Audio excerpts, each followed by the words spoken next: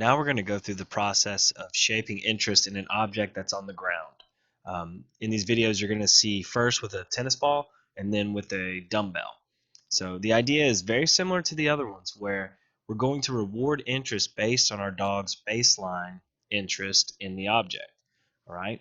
It can be as simple as them just looking at the thing on the ground, then smelling it, then licking it, perhaps putting it in their mouth being the end goal for this small session. Um, but whatever choice our dog makes is where we're going to run with it. Now, you can increase your chances or their interest in the object by placing food around it or on top of it. If it's a tennis ball, you can try bouncing it, but not too much where they lose interest in the object.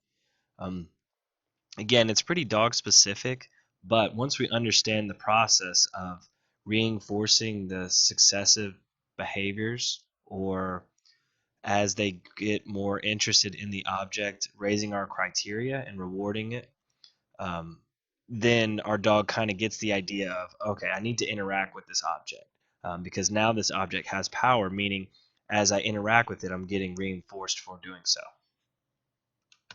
Here you're going to see Molly start to interact with the tennis ball placed on the ground. I kind of use the same mindset as I do with an object in my hand, as far as removing the object and then presenting it again, giving the dog space to make the choice.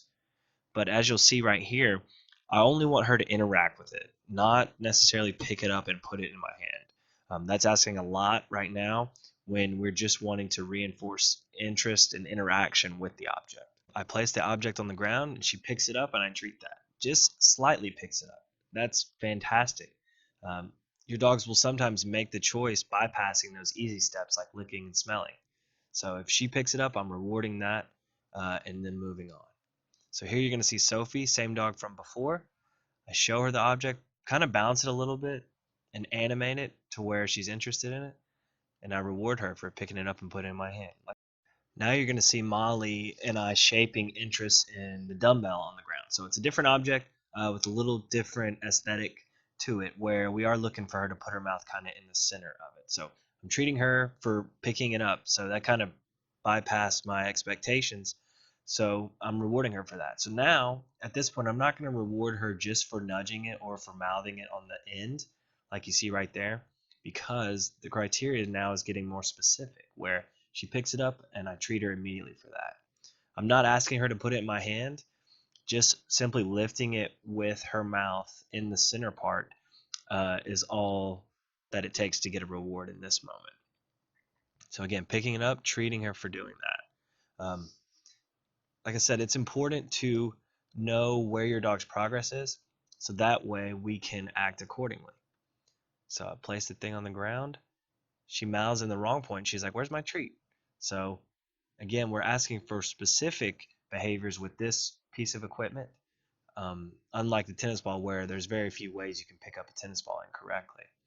So again, I treat her for that. Put the bar low and let your dog exceed our expectations, okay? So don't expect them to just come out fetching the first day. Some dogs may do that.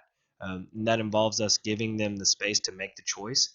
But if we have our expectations low or minimal, then it really makes us feel good when they exceed those expectations. So again, this first week, all we're working on is just interest in the object.